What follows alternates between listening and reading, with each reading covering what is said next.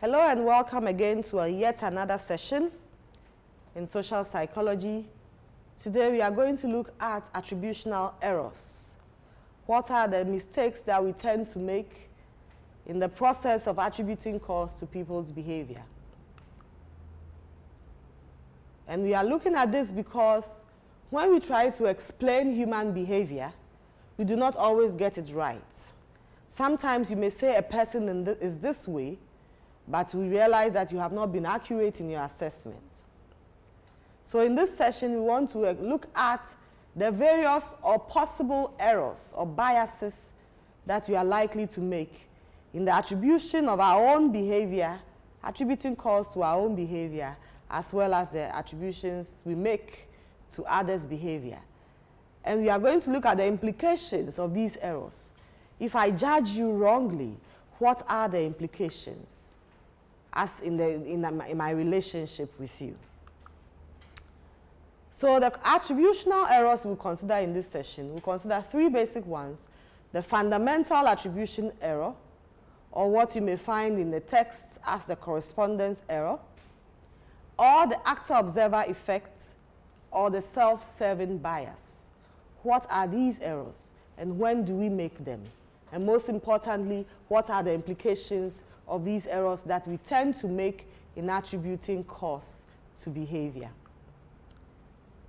You still would have to read section 3, chapter 3 of the required text to help you make more meaning of the discussions in this session. So to start off, the fundamental attribution bias or the correspondence bias, what is it?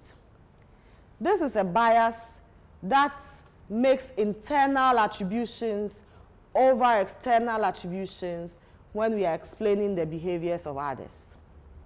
So for instance, you see somebody insulting another person, and you draw the conclusion that, oh, don't mind that lady, she's just a rude person, and ignore the external factors that may have engendered that behavior.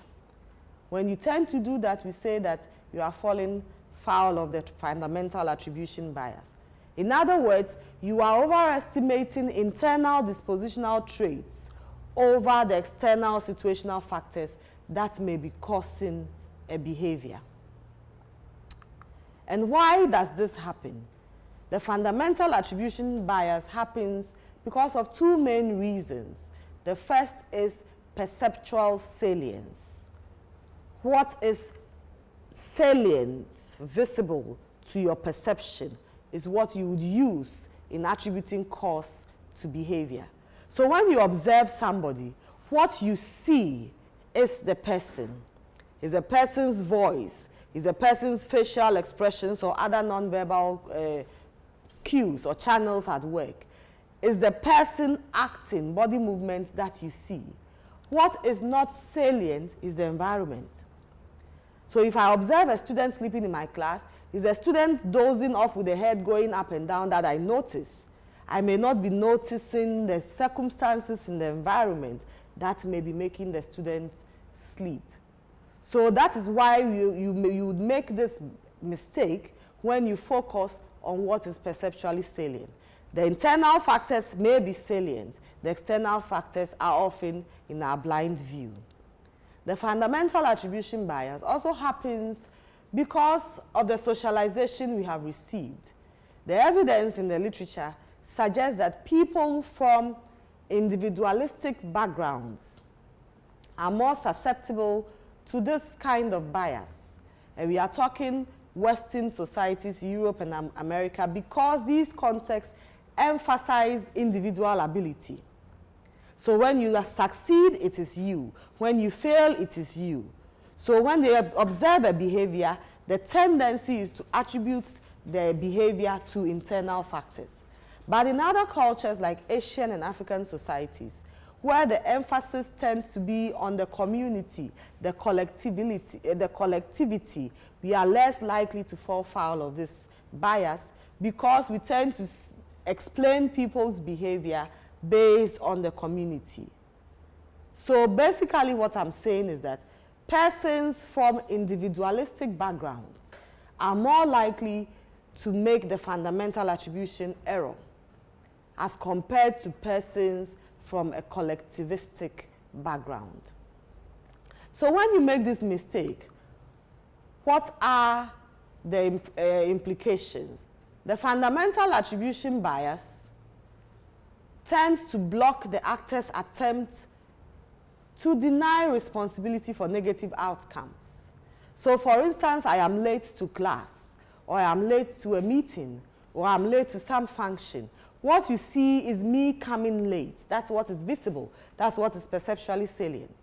So I may not be given the opportunity to explain my lateness, to perhaps talk about the situational factors that may have made me late. So people focus on the actor but tend to ignore the external situations.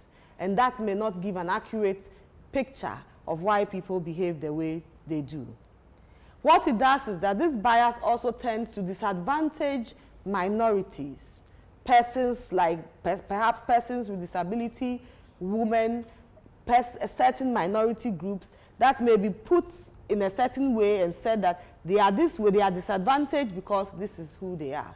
For instance, you may say the poor are poor because they are lazy. They have made themselves poor. Poverty is a choice. But the question is poverty a choice? Or does society make people poor? So often you see the poor person, but you would not see the circumstances that engendered the poverty. Talk about suicide. When a person attempts suicide, you tend to victim blame. So what the fundamental attribution bias does is to blame the victim and not take account of the circumstances that may have engendered the situation. So what happens then is that even when we try to put in solutions to mitigate a problem, the solutions are directed at the person and not the situation. So I talked about suicide. The person attempts suicide. What do we do in this country? We say it's a criminal offense and that person is arrested, instead of looking at the situational factors that may require that we help the person get out of that suicidal ideation. So let's look at this question. Basically, try to explain the correspondence bias in your own words. Why does it occur? And if it does, what are the implications? And you can do this when you try to find your own examples to explain what I've just done. Then we also have another bias, the actor-observer effect. And this bias simply is a situation where when we are explaining our own behavior, we explain it to external factors. But when we are explaining another's behavior, we explain it to internal factors. So for instance, as a lecturer, I am late to class, and another student is also late to class. But I explain my lateness due to circumstances beyond my control. I wasn't feeling well this morning. There was too much traffic on the road. My vehicle broke down. I explained my lateness to external factors. But when the student is late, I attribute it to the student being lazy without seeing the external factors. And the reason is that when I am the actor, what is visible to me is the external. And that is why I focus on that in explaining my behavior. But when I am the observer, what is visible to me is the other actor and not the external of that actor. Right? So with this bias, if it's about your own behavior, or it was due to the circumstance. But if it's another, that is who the person is. And we all do that sometimes, which may not be accurate in explaining people's behavior, or even your own behavior. Then we have the self-serving bias, which we all fall foul of most times. What is this bias? The self-serving bias is the tendency to assign positive outcomes to our internal traits and dispositions, but negative outcomes to external traits and dispositions. For instance, if you get a grade A in this paper, what do you often say? I got an A in social psychology. But if the grade turns out to be F, what do you say? Do you say I got F in social psychology? Often what you say is the lecturer gave me F. So why don't you say the lecturer gave me grade A? But you often attribute the negatives to another and the positives to yourself. So when the outcome is positive, it's a grade A, it is me. I'm intelligent, I'm smart, I'm hardworking, I studied, I understood the question. It's my internal ability. But when it's negative, it's another. I scored the goal because I'm talented. We lost the match because the coach was bad, the referee was biased. The self-serving bias. And the variation of the self-serving bias is the in-group bias. And this is where we take all the positives for our in-group, but all the negatives are attributed to an out-group, right? So whether your in-group is your gender, or your ethnic group, or your religious group, you tend to assess it more favorably.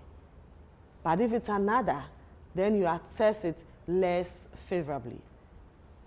And we have all been victims of this. The reason for the self-serving bias can be put, two explanations can be given. The cognitive explanation. You are likely to fall foul of this bias based on how you process information.